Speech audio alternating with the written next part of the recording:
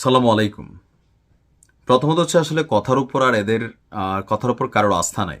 আর এনসিপির যে সকল নেতাকর্মী বা জুলাই যোদ্ধাদের মধ্যে যারা সরকারের সাথে কানেক্ট হয়েছিল, তো সবচেয়ে বেশি বিতর্কিত দুর্নীতির অভিযোগ যার বিরুদ্ধে, এটা হচ্ছে উপদেষ্টা সাবেক আসিফ মাহমুদ সজীব ভুঁইয়া। হাজার হাজার কোটি টাকার দুর্নীতির অভিযোগ তার বিরুদ্ধে কিন্তু আছে। তো ক্ষমতায় ডক্টর ইউনূস তিনি নিজে অনেক সুবিধা নিয়েছেন। তো সেইখানে তিনি ক্ষমতায় থাকাকালীন এই আসিফদের বা নাহিদদের দুর্নীতি নিয়ে আসলে তেমন কোনো ইনভেস্টিগেশন হবে না। দুদকে মামলা হলো, এগুলা ফাইল আটকে আছে। পরবর্তী সময় বোঝা যাবে যে এদের তলে তলে কি কাহিনী হয়েছে। চেহারা ছবি দেখেই বোঝা যায় অনেক পয়সা টয়সা কামাইছে, উন্নতি হয়েছে। তবে দিন শেষে পুরো টিমের মধ্যে কয়েকটা মেধাবী যদি আমি ধরি, আসিফ মাহমুদ সজীব ভুঁইয়া প্রচন্ড মেধাবী এবং কি খুবই প্রভাবশালী সরকারের উপদেষ্টা ছিলেন। এখন চেয়ারে বসলে অটোমেটিক প্রভাব তৈরি হয়, চেয়ার থেকে সরে গেলে বোঝা যাবে। এখন ভিডিওর প্রথমে কেন বললাম যে কথার উপর আস্থা নাই, এনসিপি প্রথম থেকে যেসব কথা বলছে, এখন এদের যে অবস্থান, সবকিছু মিলাইয়া এদের প্রতি মানুষের আস্থার জায়গাটা অনেকটা নষ্ট।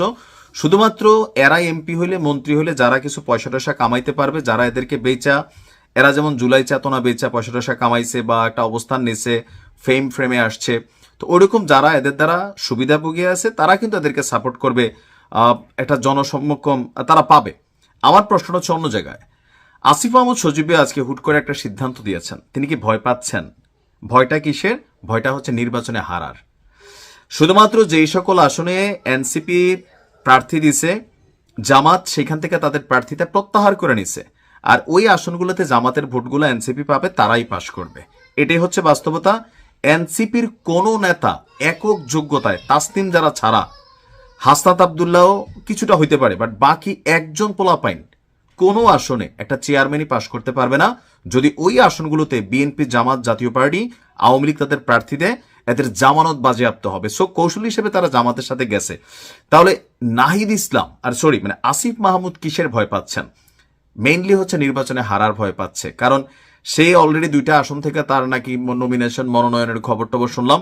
এর মাঝখানে ব্রেকিং হচ্ছে, আজকে সন্ধ্যায় আয়োজিত এক সংবাদ সম্মেলনে হঠাৎ করেই আসিফ বলছে যে তিনি আনুষ্ঠানিকভাবে এনসিপিতে যোগ দিয়েছেন, ওয়েলকাম, তবে নির্বাচনে অংশ নিচ্ছেন না। কেন? তিনি এনসিপির মুখপাত্রের দায়িত্ব পালন এবং এনসিপির নির্বাচন পরিচালনা কমিটির প্রধান হিসেবে দায়িত্ব পালন করবেন। এটারও কারণ আছে কেন তাকে এই জায়গায় দেওয়া হইল। কারণ এই সরকারের অধীনেই তো নির্বাচন, আর এই সরকারের মধ্যে আসিফ মাহমুদ সজীবের একটা বিশাল প্রভাব আছে। এসপি, ডিসি, ইস্টাকের মতন ব্যাটারে পানি খাওয়াইয়া মূর্খা বানাই দিছে। সো তার একটা প্রভাব প্রতিপত্তি আছে, তার একটা হ্যালোর অনেক দাম আছে। যেহেতু ডক্টর ইউনূস দিন শেষে তলে তলে এনসিপিকেই এখন কিন্তু তিনি প্রমোট করছেন, এটা বোঝাই যায়। তো সেই জায়গা থেকে আসিফ মাহমুদ সজীব ভুঁইয়ার যে প্রভাব প্রতিপত্তি প্রশাসন থেকে শুরু করে সব জায়গায়, সো নির্বাচন পরিচালনা কমিটির প্রধান হিসাবে আসিফ মাহমুদ সজীব ভুঁইয়ার চেয়ে উপযুক্ত, যোগ্য কোনো ব্যক্তিত্ব এই মুহূর্তে এনসিপিতে নাই। কারণ মাহফুজ তো আউট অফ মার্কেটে চলে গেছে। আপনারা আজকে এনসিপির আহ্বায়ক নাহিদ ইসলাম তিনি বললেন যে আজ আনুষ্ঠানিকভাবে এনসিপিতে যোগ দিয়েছেন আসিফ মাহমুদ, আমরা তাকে স্বাগত জানাচ্ছি। এনসিপি নির্বাচনী যাত্রায় পুরোপুরি ঢুকে পড়েছে।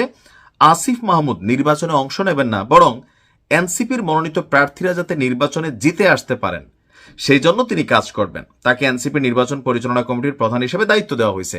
এখন কাজ করতে পারবেন, কারণ সরকারের মধ্যে জামাতের একটা বড় প্রভাব আছে, সেটার সাথে এনসিপি যোগ হয়েছে। এনসিপির মধ্যে যেটা মাথা আসিফ মাহমুদ সজীব ভুঁইয়া, তিনি যোগ হয়েছেন। সো 2-2-4 হইলে এখানে অনেক কিছুই পজিটিভ হয়ে যাবে। আসিফ বলছে জুলাই শহীদদের আকাঙ্ক্ষা পূরণের জন্য আমি আজ এনসিপিতে যোগ দিয়েছি। এই চাপাবাজি বন্ধ করেন ভাই। জুলাই শহীদ এসব চেতনা বিক্রি কইরা আর খাওয়ার দিন নাই। জুলাই শহীদরা রাস্তা রাস্তায় ভিক্ষা করে, কারো চোখ নাই, কেউ এতিমখানায় পালতেছে, কেউ রাস্তা রাস্তায় ঘুরতেছে। আপনারা জুলাই শহীদদের নাম আর বেচেন না। এগুলো আপনাদের টিম থেকে মানুষ বইলা দিচ্ছে, এগুলো হাস্যকর। বলেন যে নিজেদের প্রার্থীদেরকে জিতাইয়া সরকারে বৈশা কিছু কামাই টামাই করব, এটাই হচ্ছে বাস্তবতা। এই দেশের রাজনীতি এইভাবেই চলে, আর বাইরে কিছুই না। আমি নির্বাচনে অংশ নিচ্ছি না। আমি মনে করি আমার একজন সংসদে যাওয়ার চেয়ে আমার জুলাই অভ্যুত্থানের সহযোদ্ধাদের সংসদে যাওয়ার ক্ষেত্রে অবদান রাখতে পারে, অনেকটা অমিতাভ বচ্চনের সরকার ছবির মতন। সরকার, অমিতাভ বচ্চনের সরকার ছবিটা যারা দেখেন না দেখে নেবেন। নিজের রাজনীতি না করলেও রাজনীতিকে তিনি কন্ট্রোল করেন, এমপি বানান, মন্ত্রী বানান, আর সেই এমপি মন্ত্রী সবাই তার পা ধুইয়া পানি খায়।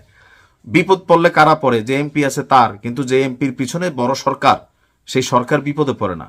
আসিফ মাহমুদ সজীব ভুঁইয়া পা থেকে মাথা পর্যন্ত পুরাটাই ট্যানেলড না ট্যালেন্ট, দুইটার একটা হবে। দেখা যাক কি হয়। ভালো থাকুন।